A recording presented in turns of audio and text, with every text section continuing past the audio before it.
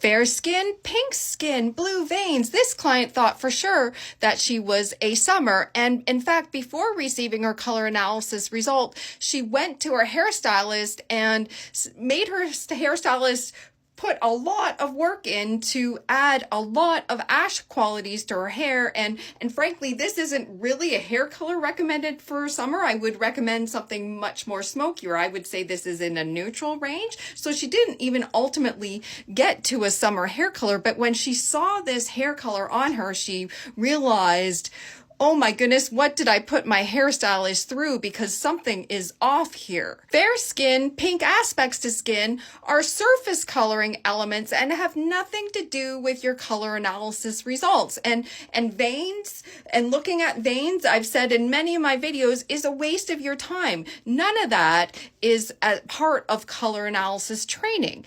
And so really looking at aspects that aren't looked at in color analysis to arrive at your color analysis result is a waste of your time, in my opinion. Here's the after picture she sent. She is a true spring. Can you see the harmony with her golden hair color, which is a reflection of what her hair color was in her historical pictures supplied, is totally in harmony. She's in mostly spring colors in this post because I know many of you are up to speed on color analysis and may comment and say this white is not in the true spring palette. I totally get that. My clients do their photography best based on clothing they have at the time in their color analysis palette. Look at this peach though, and look at that hair and makeup.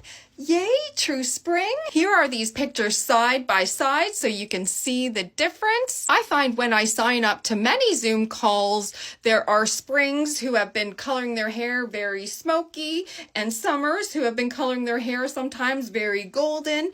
And really a simple switch in your hair color to align the tone with your color analysis result.